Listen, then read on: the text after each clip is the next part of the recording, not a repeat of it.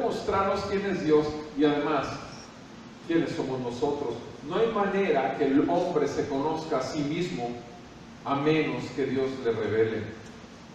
Vamos a leer juntos, por favor, Salmo 119, versículo 49 al 52, por favor.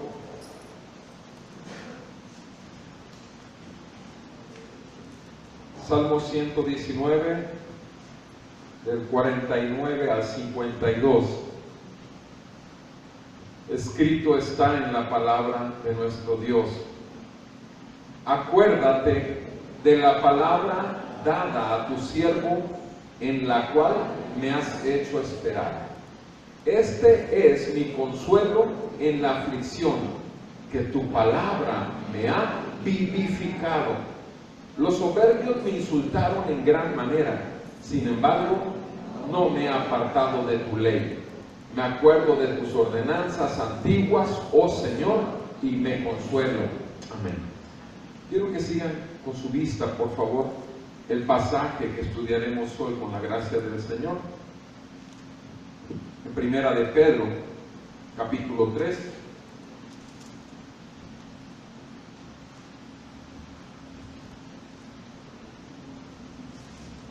Primera de Pedro, capítulo 3, y leeré a partir del versículo 18.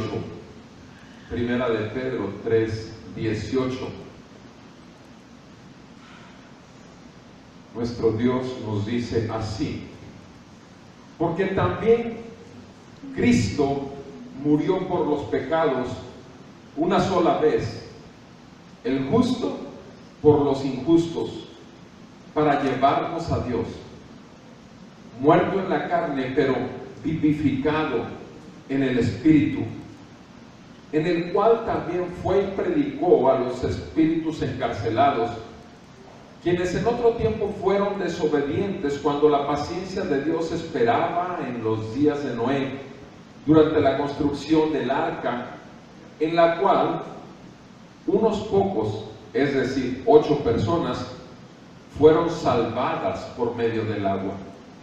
Y correspondiendo a esto, el bautismo ahora les salva, no quitando la suciedad de la carne, sino como una petición a Dios de una buena conciencia mediante la resurrección de Jesucristo, quien está a la diestra de Dios, habiendo subido al cielo después de que habían sido sometidos ángeles, autoridades y potestades. Por tanto, puesto que Cristo ha padecido en la carne, ármense también ustedes con el mismo propósito, pues quien ha padecido en la carne ha terminado con el pecado, para vivir el tiempo que le queda en la carne, no ya para las pasiones humanas, sino para la voluntad de Dios, porque el tiempo ya pasado les es suficiente para haber hecho lo que agrada a los gentiles, habiendo andado en sensualidad, lujurias, borracheras, orgías, embriagueces y abominables idolatrías. Y en todo esto se sorprenden que no corran con ellos en el mismo desenfreno de disolución y los ultrajan. Pero ellos darán cuenta a aquel que está preparado para juzgar a los vivos y a los muertos.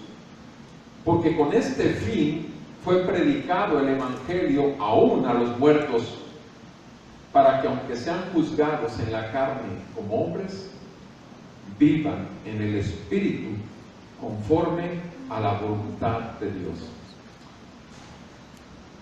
Padre, te damos gracias por tu palabra, porque tu palabra es verdad.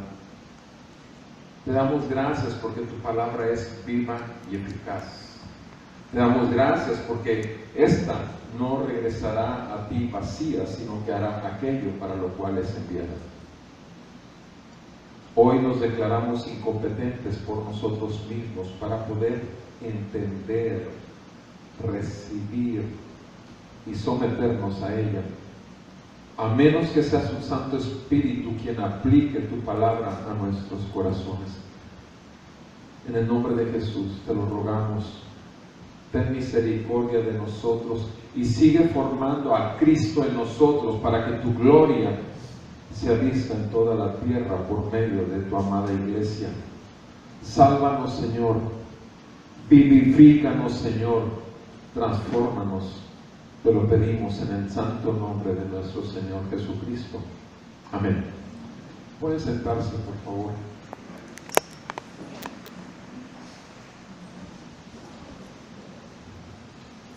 Está un hombre en una prisión.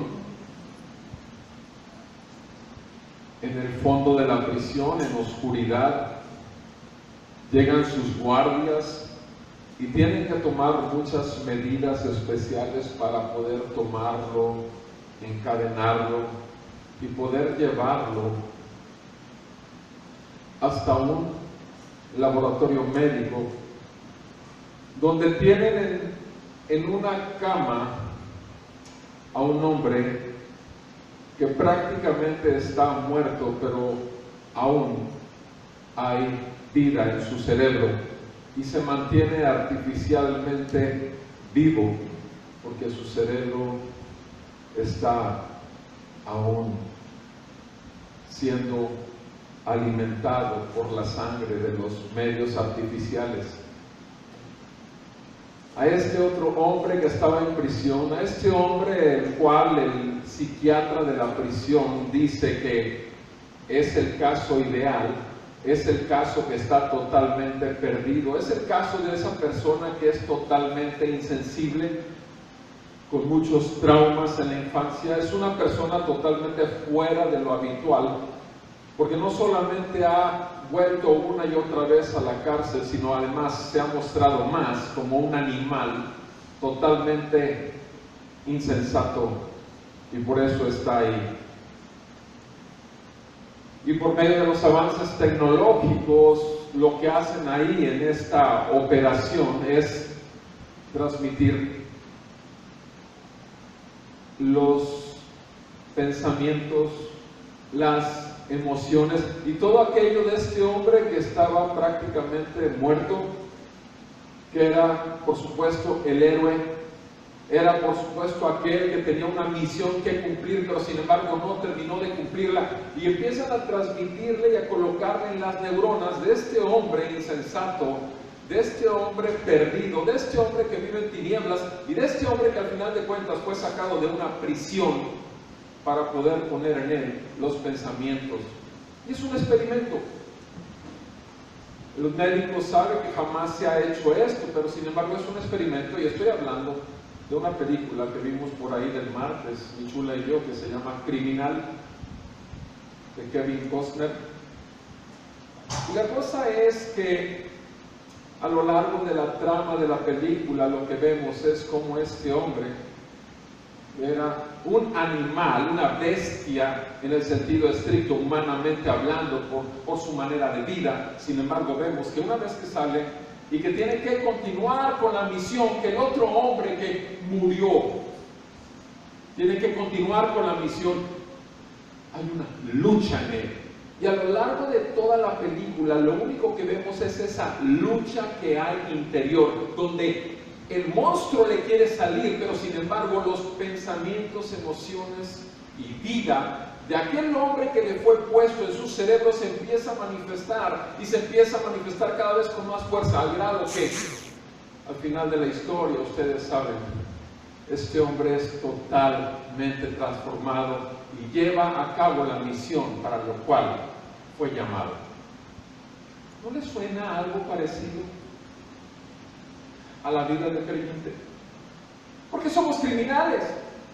Al final de cuentas, lo que hemos estado estudiando en Primera de Pedro es precisamente eso, que creemos que no merecemos sufrir. Sin embargo, en la ocasión anterior terminamos con un versículo que me gustaría recordarnos juntos, lo que dice ese pasaje en el versículo 17. En Primera de Pedro 3, versículo 17, nos dice: es mejor padecer por hacer el bien, si así es la voluntad de Dios, que por hacer el mal. es mejor padecer, es mejor sufrir haciendo el bien, si es que es voluntad de Dios que suframos, que por hacer el mal. Y lo siguiente, que es el pasaje que vamos a estudiar el día de hoy, es el mejor ejemplo de esto que acaba de decir Pedro por revelación del Espíritu. Porque el ejemplo que nos pone directamente en el versículo 18 se llama Jesucristo. Jesucristo. Aquel que tuvo que sufrir haciendo el bien, porque fue total, perfecta, soberana y amorosa voluntad de Dios para su vida. Y en el versículo 18, aun cuando es un solo versículo, vemos ahí en un pequeño pasaje el poder del Evangelio. Y lo que vamos a ver en el versículo 18 al 22 es cómo somos vivificados para salvación. Vivificados para salvación. En el versículo 1 al 3 del capítulo 4 vamos a ver que somos vivificados para la voluntad de Dios. Vivificados para la voluntad de Dios. Y en el versículo 4 al 6, vivificados para vivir en el Espíritu. Para vivir en el Espíritu. Veamos lo primero. ¿Por qué decimos que somos vivificados para salvación? Fíjense lo que nos dice aquí el versículo 18. Porque también Cristo. Si se fijan bien, cuando dice por qué, es que está enlazando ese versículo con el versículo anterior. Que hay quienes sufren por voluntad divina y sufren haciendo el bien. También Cristo murió. También Cristo murió. Cristo. Tú y yo sabemos que el nombre de nuestro Salvador es Jesús. Jesús es el nombre del Salvador. En Mateo 1:21 dice que el nombre del santo ser que nacerá en el vientre de María, su nombre será Jesús, porque Él salvará a su pueblo de sus pecados. ¿Sí? La palabra Jesús significa Salvador, y ese es el nombre de nuestro Salvador, Jesús. Ahora, ¿por qué Jesucristo? Ya lo hemos dicho en anteriores ocasiones. Jesús es el nombre, Cristo es que está haciendo su función, su propósito, su mediación por ordenanza divina. Cristo es el Mesías, Cristo es el enviado, Cristo es el ungido. La palabra Cristo, ungido, viene del Antiguo Testamento y solamente había 3 personajes en el Antiguo Testamento que eran ungidos, que eran llamados por parte de Dios, se derramaba aceite sobre ellos como una señal de este apartamiento que había, de esta separación que había, y sabemos que estos eran los reyes, los sacerdotes y los profetas. En el Antiguo Testamento vemos un buen número de sacerdotes y todos ellos ungidos, apartados por Dios para esa función sacerdotal. Profetas, apartados por Dios para hablarle al pueblo en el nombre de Dios y ungidos con aceite. Los sacerdotes puestos, por supuesto, delante de Dios a favor del pueblo para intercesión y perdón de pecados. Los profetas, la voz del Señor ordenando enderezar sus veredas, y los reyes, quienes tenían total dominio y autoridad sobre el pueblo de Dios. Y tú y yo sabemos que todos esos reyes del Antiguo Testamento realmente lo único que apuntaban eran al Rey de Reyes que llegó en el Nuevo Testamento, y es Jesús. Sabemos que el profeta del cual dijo Moisés que vendría y que habría que oír, sabemos que ese profeta al cual señalaban todos los profetas en el Antiguo Testamento es Jesús. Y sabemos que el sacerdote, el sumo sacerdote, el único y gran sacerdote que tenemos se llama Jesús. y que todos esos otros sacerdotes eran una sombra del que habría de venir. Entonces, esos ungidos realmente se cumplen. Ese señalamiento o prefiguración del Antiguo Testamento en una sola persona, su nombre es Jesús, el Cristo. Por eso dice aquí, Cristo, porque estaba obviamente siendo el sacerdote, el rey y el profeta de parte de Dios. Cristo murió por los pecados. Fíjate nada más, aquel que fue apartado con ese santo llamamiento, murió. Murió. Sí, Jesús murió. Sí, pero aclarando, por supuesto, esto de que murió. Muerto, dice el versículo 18 en el último renglón. ¿Muerto qué? O en el penúltimo renglón. Muerto en la carne. O sea, Jesús murió, sí, en la carne. Jesús es todo hombre. Jesús es totalmente deidad. Dios. Jesús como Dios no puede morir, porque Él es el autor de la vida. Pero Jesús como hombre sí pudo morir y murió. Murió como consecuencia del trato humano que recibió en la cruz. Sí, como consecuencia de los actos humanos murió en la cruz, pero sabemos que va mucho más de los actos humanos, y dice aquí, Cristo murió, y no solamente dice que murió en la carne, sino que además murió por los pecados. O sea, fíjense bien, por los pecados. Ahora, ¿de quién fueron estos pecados? Si vas conmigo a Hebreos capítulo 10, nos dice, Hebreos capítulo 10,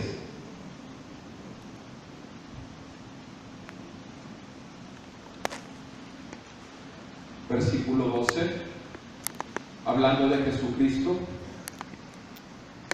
dice que su muerte fue un sacrificio por los pecados. Por los pecados.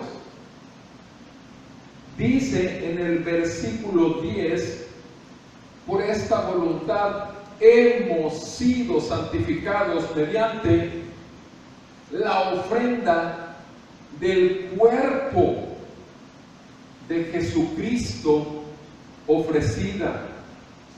Ofrenda ofrecida. Jesucristo como ofrenda. Jesucristo como sacrificio. Jesucristo nos dice que murió por los pecados. ¿De quién? ¿De quién fueron estos pecados? ¿De quién? Por supuesto no fueron los de Él. Jesucristo, el Cristo de Dios, no tiene pecado alguno. Él es el santo, santo, santo, y en Él no hay pecado alguno, pero Él murió por los pecados, obviamente, de nosotros, nuestros pecados. Cristo también murió por los pecados. ¿Y por qué sabemos que fueron por los nuestros? Porque ahí dice, el justo por los injustos. El justo quiere decir que ningún pecado en Él, ni antes de llegar a la tierra, ni estando en la tierra, ni después de la tierra, jamás cometió pecado. La palabra de Dios nos dice en Hebreos que fue tentado en todo, pero sin pecado. El justo por los injustos. ¿De qué nos está hablando esto? ¿De qué nos está hablando? De que Cristo murió por los pecados, y no solamente dice que murió por los pecados, el versículo 18, volvemos a 1 de Pedro 3:18, sino que dice una sola vez, el justo por los injustos. Tres cosas podemos ver ahí. Murió por los pecados, por lo tanto nos está hablando que su muerte, su sacrificio es un sacrificio penal. Penal. El pecado delante de los ojos de un Dios santo requería un castigo. Entonces, por motivo que hay pecado, tiene que haber un pago penal, una penalidad. Y Cristo pagó ese pago, ese sacrificio penal por causa de los pecados. La segunda cosa que vemos es que lo hizo una sola vez. Si vemos nuevamente nuestro texto que revisamos en Hebreos 10, insiste mucho esto. En Hebreos 10 dice el versículo 10: por esta voluntad hemos sido santificados mediante la ofrenda del cuerpo de Jesucristo, ofrecida una vez, y una vez para siempre. No se necesita más. Cuando está diciendo una sola vez y para siempre, y entonces nos aclara por qué es importante esto de una sola vez. En el versículo 11 nos dice: ciertamente todo sacerdote está de pie día tras día, ministrando y ofreciendo muchas veces los mismos sacrificios que nunca pueden quitar pecado. En el Antiguo Testamento los sacerdotes, recordemos que ahora estamos hablando del sumo sacerdote en el Nuevo, pero en el Antiguo Testamento todos los sacerdotes hacían sacrificios todos los días, todos los días, todos los días, y dice que todos esos sacrificios nunca pueden quitar pecado. Podían cubrir esos sacrificios y esa sangre derramada en el altar de la propiciación, podían cubrir delante de los ojos de un Dios santo los pecados realizados por el pueblo de Dios. Pero nunca pueden, y por eso está diciendo aquí y enfatizando que es una sola vez. Versículo 12, volvemos ahí a nuestro texto en Hebreos 10:12. Él, hablando del cuerpo de Jesús, o habiendo ofrecido un solo sacrificio por los pecados para siempre, se sentó a la diestra de Dios, esperando de ahí en adelante hasta que los injustos hasta que sus enemigos sean puestos por estrado de sus pies. Porque por una ofrenda Él ha hecho perfectos para siempre a los que son santificados. Una sola ofrenda, una sola vez. ¿De qué nos está hablando esto de una sola vez? No nada más es una muerte o un sacrificio penal por causa del pecado, sino nos está hablando de qué? De un sacrificio expiatorio, de un sacrificio redentor, de un sacrificio propiciatorio, de un sacrificio único necesario para la reconciliación con Dios. Uno, no más, una sola vez y para siempre. Nuestros pecados totalmente lanzados lejos de los ojos del santo Dios que tenemos como creador y gobernador de todo el universo. Nuestros pecados que nos convertían en enemigos del Señor, ahora quitados, hemos sido reconciliados y tenemos paz para con Dios por medio de nuestro Señor Jesucristo. Nuestros pecados, que eran un estorbo para ser aceptos, han sido quitados y hemos sido adoptados como hijos suyos por la sangre preciosa de Cristo. Una sola vez habla de un sacrificio no solamente penal, sino que es expiatorio. Pero además nos dice también la palabra, y volvamos a 1 de Pedro 3, versículo 18, dice: el justo por los injustos. ¿Qué está hablando? Que el sacrificio de Cristo no solamente fue penal, expiatorio, sino además fue vicario. O sea, Él tomó nuestro lugar. Nos correspondía a ti y a mí pagar nuestros pecados que hemos cometido delante de nuestro Creador, el que nos dio la vida en el vientre de nuestra madre. Y es un sacrificio vicario, sacrificial. Él tomando nuestro lugar, Él tomando nuestros pecados. El justo por los injustos. 2 Corintios 5, verso 21, lo dice así: al que no conoció pecado, al que no cometió pecado, al que no realizó pecado, Dios lo hizo pecado por nosotros. Dios lo hizo pecado, puso todos nuestros pecados en Él y sobre la cruz fueron puestos nuestros pecados en Él para que fuéramos hechos justicia de Dios en Él. Su justicia nos cubre. Delante del mundo, cuando uno se encuentra a un cristiano genuino, ¿qué es lo que ve en el cristiano? La justicia de Dios. La justicia de Dios. Porque en Cristo nosotros hemos recibido la cobertura total de una justicia que jamás por nosotros mismos pudiéramos alcanzar. El justo por los injustos, por favor. Amada familia, necesitamos saber esto. Es demasiado pesado y grande el sacrificio de Cristo por nosotros.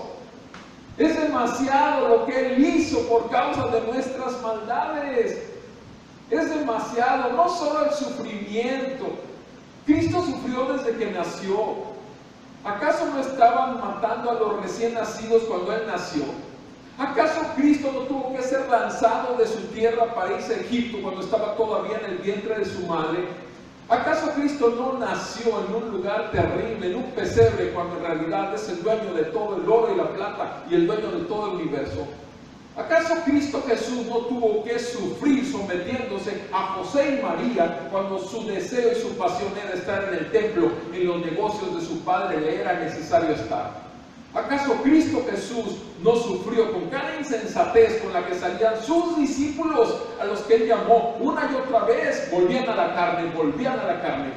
¿Acaso Cristo no sufrió hambre? ¿Acaso Cristo no sufrió cansancio? ¿Acaso Cristo sufrió toda su vida, amada familia? Sufrió toda su vida siendo Dios.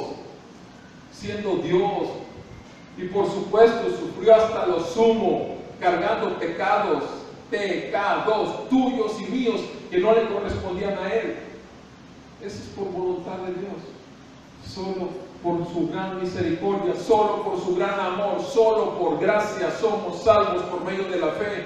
Y esto jamás va a ser algo nuestro, porque es un don de Dios. Jamás va a ser por algo bueno que hagamos para que nadie nos jactemos o nos gloriemos de ello. Es tremendo, amada familia. Pero fíjense cómo lo dice en 1 de Pedro 3, versículo 18. Nos dice: ¿para qué lo hizo? ¿Para qué? Todo esto que acabamos de decir, ¿para qué? Para llevarnos a Dios, para conducirnos a Dios. Tú y yo éramos ignorantes del Dios verdadero. Tú y yo habíamos fabricado con la ayuda de nuestros padres una idea de Dios, un Dios que jamás ha existido. Un Dios que se acomoda mucho a nuestras lujurias, un Dios que se acomoda mucho a nuestras mentiras, un Dios que se acomoda mucho a nuestra hipocresía, un Dios que se acomoda mucho a nuestra maldad y pecaminosidad e insensatez. Ese Dios, sí, ¿cuánta gente pasa en la calle y le dices que si creen en Dios, siempre van a decir que creen en Dios? Pero sus vidas no lo reflejan. Hipocresías. Decía mi abuelo, ¿se quieren curar en salud? O sea, no, se quieren curar en pecado, pero siguen con pecado. Es la verdad. O sea, aquí está diciendo que todo esto ocurrió para llevarnos a Dios. Solo en Cristo Jesús tenemos la viva revelación de quién es Dios. Solo en Cristo Jesús tenemos una reconciliación y total posibilidad de acercamiento a Dios, y no solamente de acercamiento a Dios, sino de ser uno con Dios, porque Jesucristo está en mí y Dios está en Jesucristo. No solamente acercarnos a Dios, sino ser uno con Él. Solamente sus hijos. Solamente cuando la revelación de la palabra te hace ver que necesitas arrepentimiento de tus pecados, porque estás bajo el juicio de Dios, cuando sabes que estás en desobediencia y que la ira de Dios y el juicio de Dios está sobre ti, cuando sabes que tienes seguro una cosa, la muerte aquí y la muerte eterna, porque vas derechito al infierno, y solo ahí puedes ver el brillo de la gloria, de la gracia de Cristo. Y solamente ahí puedes ver como la única posibilidad que tienes de ser salvado de la ira venidera. Y solamente aferrándote a la obra de la cruz que acabamos de revisar rápidamente, cuando en realidad toda la Biblia nos muestra esto a más profundidad.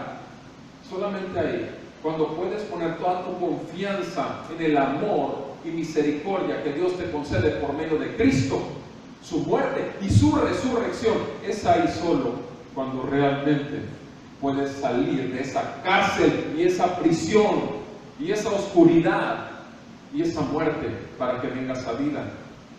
Romanos 6, versículo 1 al 14 nos dice así la palabra del Señor. Romanos 6, hablando exactamente de esto. ¿Qué diremos? ¿Vamos a continuar en pecado para que siga abundando la gracia y el perdón de Dios para nosotros? ¿Realmente continuaremos en pecado? Y Pablo responde: de ningún modo. Nosotros que hemos muerto al pecado, ¿cómo viviremos aún en él? ¿Acaso no saben que todos los que hemos sido bautizados en Cristo Jesús hemos sido bautizados en su muerte? Por tanto, hemos sido sepultados con él por medio del bautismo para muerte, a fin de que como Cristo resucitó de entre los muertos por la gloria del Padre, así también nosotros andemos en novedad de vida. Porque si hemos sido unidos a Él en la semejanza de su muerte, ciertamente también lo seremos en la semejanza de su resurrección. Sabiendo esto, que nuestro viejo hombre fue crucificado con Él, para que nuestro cuerpo de pecado sea destruido, a fin de que ya no seamos esclavos del pecado. Porque el que ha muerto ha sido libertado del pecado. Y si hemos muerto con Cristo, creemos también que viviremos con Él, sabiendo que Cristo, habiendo resucitado entre los muertos, no volverá a morir. Ya la muerte no tiene dominio sobre Él. Porque en cuanto Él murió al pecado de una vez para siempre, pero en cuanto vive para Dios. Así también ustedes considérense muertos al pecado, pero vivos para Dios en Cristo Jesús. Por tanto, no reine el pecado en su cuerpo mortal, para que no lo obedezcan sus lujurias, ni presenten los miembros de su cuerpo al pecado como instrumentos de iniquidad, sino preséntense ustedes mismos a Dios como vivos de entre los muertos, y sus miembros a Dios como instrumentos de justicia. Porque el pecado no tendrá dominio sobre ustedes, pues ustedes ya no están bajo la ley, sino están bajo la gracia. Hermoso, vivificados para salvación. Hermoso, nuestro Señor Jesús murió en la carne, pero fue vivificado en espíritu. En nuestro texto que estamos estudiando así lo dice, en 1 de Pedro 3:18, ¿sí? Él fue vivificado en el espíritu. Ahora vienen dos versículos, el 19 y el 20, que son dos versículos que son de los más difíciles de toda la Biblia. No vamos a hablar de las 4 interpretaciones teológicas, vamos a hablar de la más racional y sensata. en base a lo que acabamos de leer de Romanos y en base a lo que vamos a leer ahorita, ¿sí? Dice la palabra de Dios, y esta viene a ser una ilustración, un ejemplo de lo que acabamos de oír. Dice aquí en el 19, hablando de Cristo en el Espíritu también fue y predicó a los espíritus encarcelados, quienes en otro tiempo fueron desobedientes cuando la paciencia de Dios esperaba en los días de Noé, durante la construcción del arca, en la cual unos pocos, es decir, 8 personas, fueron salvadas por medio del agua. ¿A qué se pueden referir estos dos versículos? A que Jesucristo, así como el día de hoy, utiliza tu vida, mi vida, por su palabra y su Espíritu Santo. Cuando damos el Evangelio, nosotros estamos salvando a las personas, ¿verdad que no? ¿Es el Espíritu de quién? El Espíritu de Cristo vive en mí y su palabra tiene poder para salvar. Y cuando tú y yo predicamos el Evangelio, venimos a hablarles a quiénes, a espíritus que están encarcelados bajo el dominio del pecado, encarcelados bajo el dominio de la ignorancia, encarcelados bajo el dominio de la muerte que está sobre ellos, y al final de cuentas totalmente encarcelados. Y cuando venimos tú y yo, donde está el Espíritu, ahí hay ¿qué? Libertad. Se caen las cadenas del pecado, se rompe la dureza del corazón, viene vida donde había muerte, y esa persona es regenerada, nace de nuevo por obra y gracia del Espíritu de Dios y la palabra de su poder. Eso es lo que ocurre, y esa es la ilustración que está dando aquí el escritor Pedro, de que Jesús también, ejemplo, en los tiempos de Noé, utilizó a Noé para predicar y avisar que iba a venir un diluvio por la maldad del hombre, estaba pestando delante de la santidad de Dios y tenía que haber arrepentimiento. ¿Y qué fue lo que sucedió con la predicación de Noé? Mientras en la paciencia de Dios construía el arca, ¿qué fue lo que ocurrió? ¿Cuántos se arrepintieron? ¿Cuántos espíritus encarcelados vinieron a vida y salieron de la cárcel del pecado en sus vidas? Solamente 8 personas. Solamente 8 personas. Solamente 8 personas muertas vinieron a vida. Y fíjate lo que dice ahí en el capítulo 4, versículo 6. Porque con este fin fue predicado el Evangelio aún. ¿A quiénes? ¿A quiénes? A los muertos. Efesios 2, ¿qué dice? Que tú y yo, ¿qué? ¿Qué dice Efesios 2:1? Él les dio vida a ustedes cuando ustedes estaban, ¿qué? Muertos en sus delitos y pecados, en los cuales anduvieron en otro tiempo, siguiendo la corriente de este mundo, sujetos o conforme al príncipe de la potestad del aire. O sea, tú y yo estábamos muertos, pero venimos a vida por medio de Cristo y su Espíritu Santo y su palabra. Precisamente, dice aquí, volvemos a nuestro texto en 1 de Pedro 4, por eso fue predicado el Evangelio aún a los muertos. ¿Para qué? Para que aunque sean juzgados en la carne como hombres, vivan en el Espíritu conforme a la voluntad de Dios. Entonces, ese pasaje difícil, o esa porción de la escritura difícil en 1 de Pedro 3, versículos 19 y 20, resulta bastante clara como ilustración de lo que está hablando Pedro. Y dice ahí en el versículo 20, en otro tiempo fueron desobedientes cuando la paciencia de Dios esperaba en los días de Noé, durante la construcción del arca, en el cual unos pocos, 8 personas, fueron salvadas por medio del agua. Y, versículo 21, correspondiendo a esto, el bautismo ahora nos salva.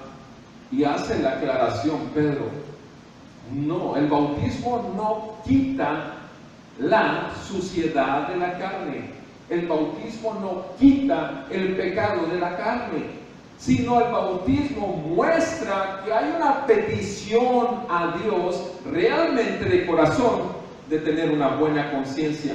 La semana pasada vimos un pasaje también en Hebreos 10, creo que es 24, pero decía acerca de que fuimos lavados ya de nuestra mala conciencia.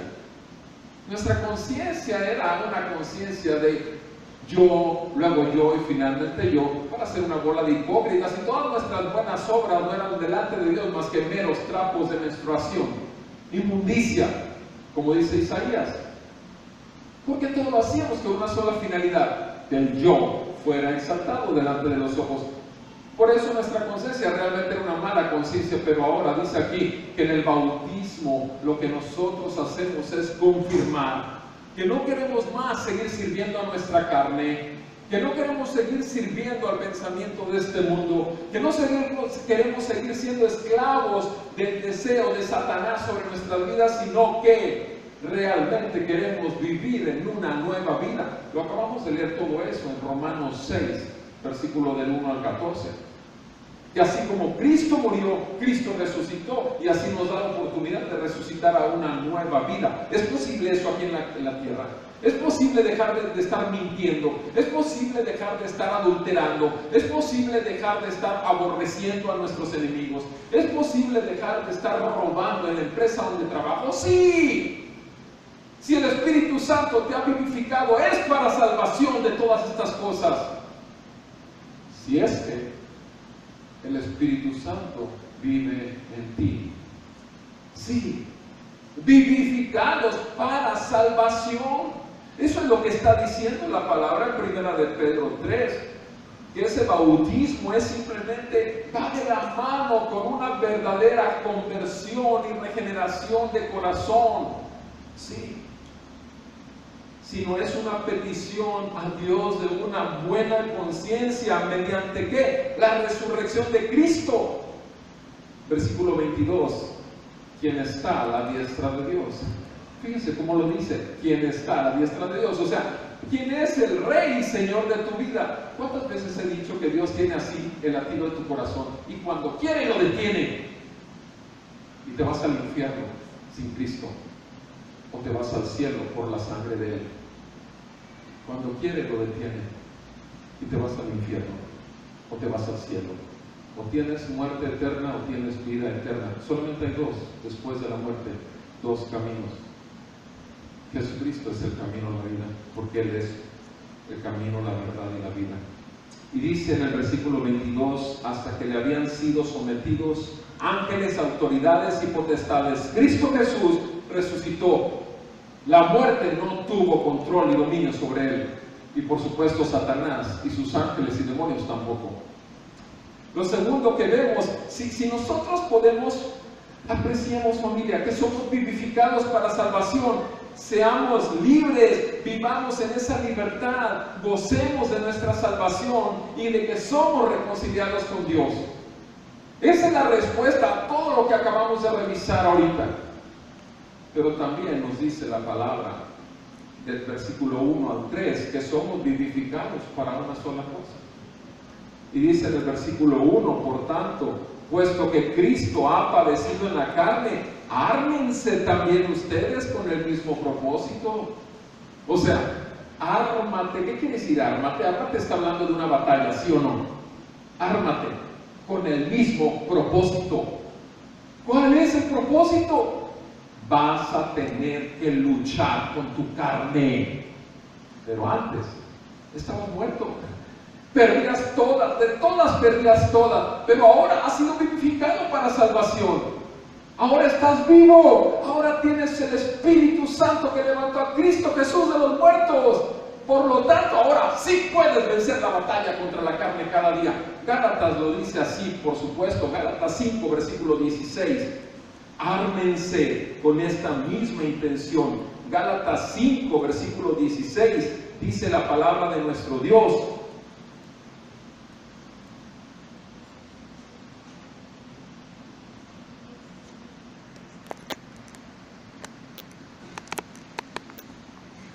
El deseo, anden, versículo 16, anden por el Espíritu. O sea, caminen por el Espíritu, vivan por el Espíritu y no cumplan los deseos de la carne. ¿Por qué? Porque el deseo de la carne es contra el espíritu y el deseo del espíritu es contra la carne. ¿Queda claro que es una batalla? ¿Cuándo empieza y cuándo termina? Empieza en el día que naciste de nuevo. Empieza cuando fuiste regenerado. Empieza cuando viste tu maldad totalmente crucificada juntamente con Cristo. Y empieza cuando tú resucitaste juntamente con Él para una nueva vida. Empieza en ese momento. ¿Cuándo termina? Aquí en la tierra, nunca. Hasta que llegues a los brazos de tu Salvador. Es una guerra continua. Ahí está. Pero tienes el Espíritu, por lo tanto, tienes la victoria. De manera que ustedes no puedan hacer lo que desean, dice el versículo 17. Porque si ustedes son guiados por el Espíritu, ya no están bajo la ley. Pero las obras de la carne son evidentes. Inmoralidad, versículo 19.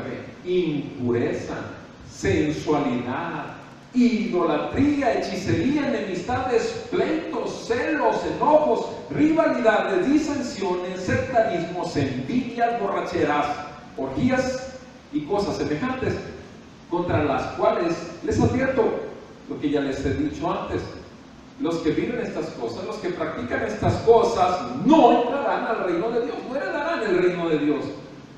Versículo 24. Los que son de Cristo Jesús, los que ya fueron sellados con su Espíritu Santo, han crucificado la carne. ¿Quién?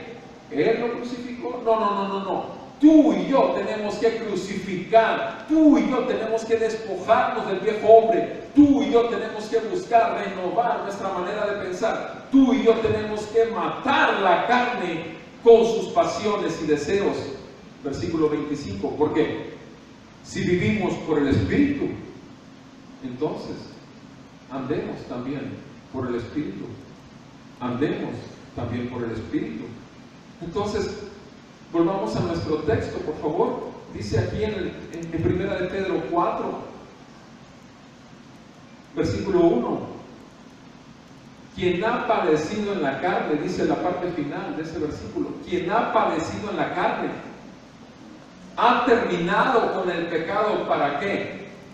Para vivir el tiempo que le queda en la carne, no ya para las pasiones humanas, sino para la voluntad de Dios. Mira, ¿cuántas veces lo he dicho? 33 años de mi vida sirviendo con todo mi ser a mis deseos carnales, a mis pasiones carnales, al diablo mi padre y al mundo el que me aplaudía porque vivía igual que yo. 33 años. Bendito Dios, que el Señor me ha concedido 24 años fuera de la prisión, 24 años vivo cuando estaba muerto, 24 años conociendo la verdadera libertad de amanecer cada día, listo para ir a los brazos de mi Señor, en paz totalmente con Dios por medio de la sangre de Cristo. Y su Espíritu Santo da testimonio a mi espíritu cada día que soy un hijo de Dios. Y te digo una cosa, esto no es nada más exclusivo para el que está enfrente. Esto es para todos los hijos de Dios. Todos somos iguales delante del Rey. Cumplimos diferentes funciones porque somos diferentes porciones del cuerpo de Cristo, pero todos somos miembros los unos de los otros. Y si estamos aquí es para edificar nuestra fe, pero también para llamar a paz a los que están en enemistad con Dios. Y tú y yo sabemos entonces que el tiempo que nos queda ya no queremos vivirlo para los asuntos de la carne, del mundo y de Satanás. Queremos vivirlos, dice ahí en el versículo 2, ¿para qué? Vivificados, ¿para qué? Para la voluntad de Dios. Una sola cosa quiero, una cosa solamente queremos los hijos de Dios: que se haga su voluntad y que no se haga la nuestra. Una sola cosa, que se haga su voluntad, ¿sí? Que se haga su voluntad, porque hemos sido hechos vivos, vivificados para la voluntad de Dios. No solamente vivificados para ser salvos, como ya lo vimos, sino también para vivir diariamente sujetos a la voluntad de Dios. Versículo 3, vean cómo lo dice Pedro. Miren, el tiempo pasado ya fue suficiente para haber hecho todo lo que le agrada a los demás, a los gentiles. Anduvieron ustedes en sensualidad, anduvieron ustedes en lujurias, anduvieron en borracheras, en orgías, anduvieron en embriagueces, en abominables idolatrías. No es que hayas estado delante de un palo creyendo que ese palo es Dios. No. Tú estabas aferrado a que tu dinero era lo que gobernaba tu pensamiento. Todo el día era tu dinero. Lo que gobernaba tu pensamiento eran tus hijos. Lo que gobernaba tu pensamiento todo el día era tu trabajo. Lo que gobernaba todo eso era tu idolatría. Bendito el Señor, que cuando te trajo de muerte a vida, el Señor ha estado cada vez más tomando los pensamientos y te ha mostrado cómo llevar cada pensamiento en obediencia a Cristo y sujetarlo. Y cómo hacer morir lo terrenal, como dice Colosenses 3:1, o cómo también mortificar nuestra carne y lo terrenal en nosotros, como dice Romanos 8:13. Sabemos que tenemos que hacerlo. Es una guerra diaria, pero vale la pena. Suficiente el tiempo que dedicamos al pecado, suficiente el tiempo que vivimos para el diablo, suficiente el tiempo que vivimos para agradar al mundo y que recibiéramos los mismos aplausos porque ellos mismos viven esa clase de muerte y obras de pecado. Entonces no solamente somos vivificados para salvación, sino que somos vivificados para vivir ya bajo la voluntad de Dios. Versículo 4, en 1 Pedro 4:4 nos dice además algo. Nos dice, y en todo esto, la gente se sorprenda que ya no vayas con ellos, que ya no corras con ellos en el mismo desenfreno de disolución. Y por eso te critican, por eso te ultrajan. Cuando tú eres arrancado del pecado, también eres arrancado de agradar a los demás. Ya no vives bajo el temor del hombre, porque ahora vives bajo el temor de Dios, porque quieres agradarlo a aquel que te compró, al cual le perteneces y no solo el que te creó. Y dice, la gente te va a atacar, te va a ultrajar, te va a tratar de hacer la vida de cuadritos. Dice, ellos se sorprenden, se dan cuenta de que tu vida es otra. Hay un testimonio poderoso por la sangre de Cristo y el Espíritu que habita en ti. Se sorprende que no corran con ellos. Y por lo tanto, si no andas en el mismo desenfreno de disolución, te van a ultrajar. Versículo 5, pero ellos darán cuenta a aquel que está preparado para juzgar a vivos y a muertos. Tú ya no te preocupas de eso, porque tu asunto no está en verlos a ellos, está en poner los ojos en Jesús, el autor y consumador de tu fe. Y la venganza es del Señor, porque así lo dice Él.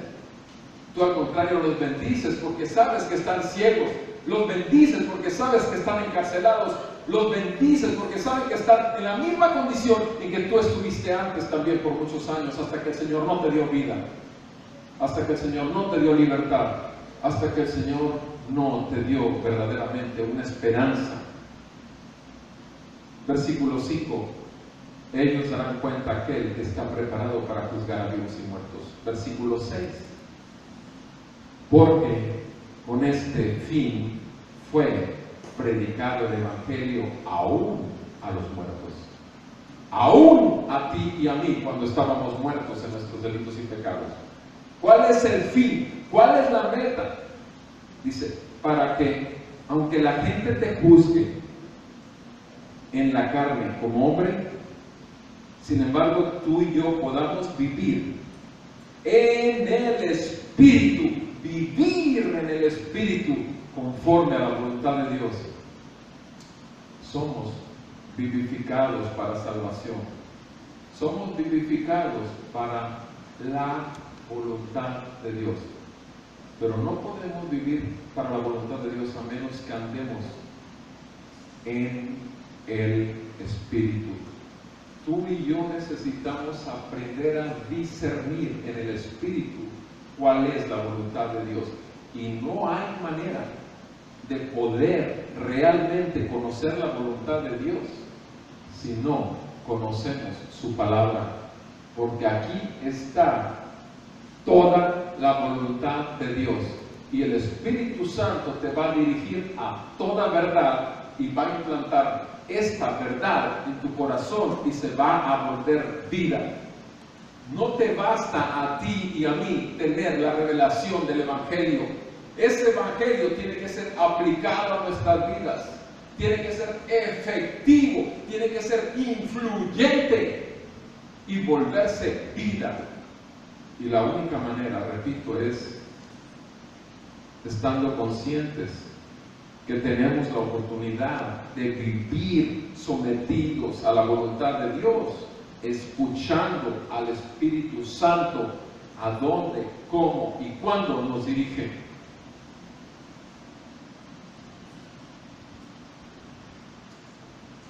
Hasta poder pasar aquí al frente. Es un ejemplo, simplemente quiero que sea una ilustración.